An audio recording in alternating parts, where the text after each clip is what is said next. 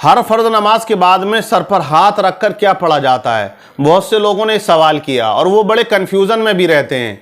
वो ये सोचते हैं कि ये जो पढ़ रहे हैं हमें याद नहीं, कहीं ऐसा तो नहीं है कि हम गुनाहगार हैं। तो पहली बात तो आप ये याद रख लें कि सर पर हाथ रखकर पढ़ना हर फर्ज नमाज के बाद में ना तो ये वाजिब है और ना फ़र्ज़ है।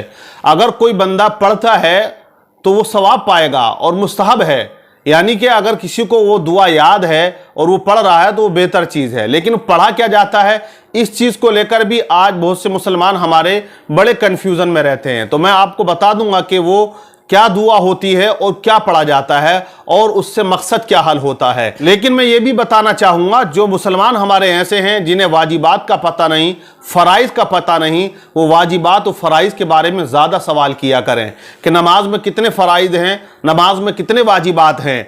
और वो वाजिबात और फ़राइज़ को जब सही माना में अदा कर लेंगे तो इंशाअल्लाह उनकी नमाज मुकम्मल हो जाएगी और वही नमाज फिर काबिल कबूल भी है।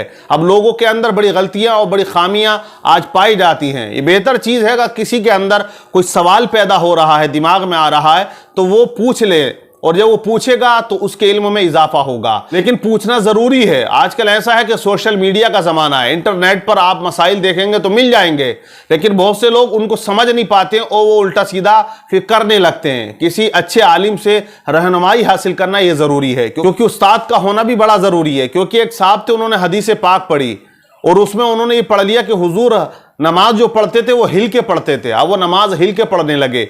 इमाम साहब ने उनसे सवाल कर लिया कि आप जनाब नमाज हिल के क्यों पढ़ते हो?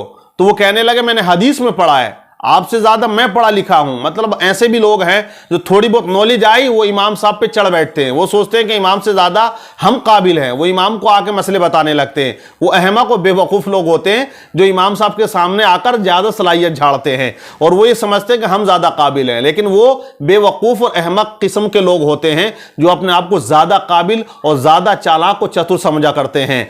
तो अब वो हिल के पढ़ने लगे। इमाम साहब ने कहा कि आप वो हदीस की किताब लाएं, किस हदीस में आपने पढ़ा कि हुजूर नमाज हिल के पढ़ते थे? अब वो उर्दू की किताब थी, वो लेकर आए। उसमें लिखा हुआ था कि नबी पाक सल्लल्लाहु ताला अलैहि वसल्लम हल्के अंदाज में नमाज पढ़ते थे, मतलब आहिस्ता आहिस्ता, बहुत हल्के अंदाज में सजदे में जाते। ये नहीं कि जल्दी जैसे एक्सरसाइज हम करते हैं, ऐसा कोई अंदाज नबी पाक सल्लल्लाहु ताला अलैहि वसल्लम का नहीं था। नमाज जब पढ़ते थे हुजूर बहुत आजिज़ी और इनकिसारी के साथ में, और हमें भी वैसी पढ़ना चाहिए क्योंकि हम इतनी बड़ी ज़ात के सामने खड़े हैं और उस रब की बारगाह में इबादत कर रहे हैं जो सारी कायनात का बनाने वाला है।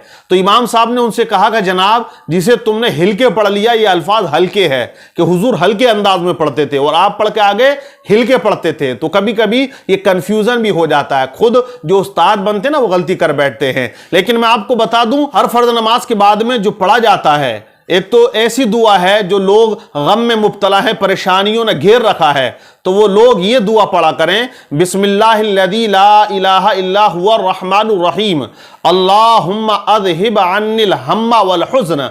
ये दुआ पढ़ा करें तो इस दुआ की बरकत से अल्लाह तबारक व तआला उनकी तमाम परेशानियों को दूर फरमा देगा। और सर पे हाथ रखें और आगे आहिस्ता आहिस्ता उसको माथे पे ले आया करें। तो ये दुआ पढ़ें हर नमाज के बाद में, तो इंशाअल्लाह उनकी तमाम परेशानियां, उनके जो गम हैं वो दूर हो जाएंगे। और जो लोग ऐसे हैं जिनकी याददाश्त बड़ी कमज़ोर है और वो भूलने के आदी हैं, चीज़ रख दी भूल जाते हैं, और मोबाइल ने तो आज वाकई इंसान को आदी बना दिया, क्योंकि मोबाइल पर हम ज़्यादा डिपेंड करते हैं। बहुत से लोग ऐसे जिन्हें खुद का मोबाइल नंबर याद नहीं है, वो कहते हैं मोबाइल में फिट है, उसी में से देख के मैं बताऊंगा।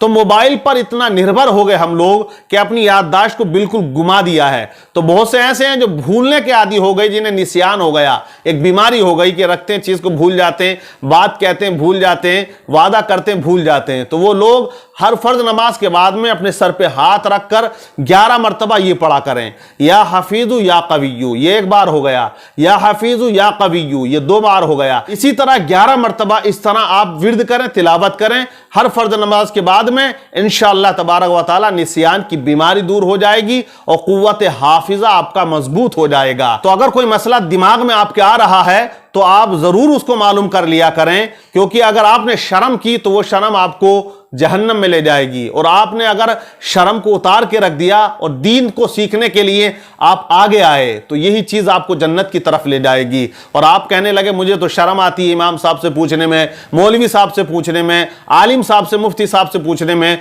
तो ये शर्म शर्म ही रह जाएगी और आपके कर्म फूट जाएंगे। तो जो मसला है सही माना में उनको पूछा करें, जो जरूरी है, इधर आदर की ना हाका करें।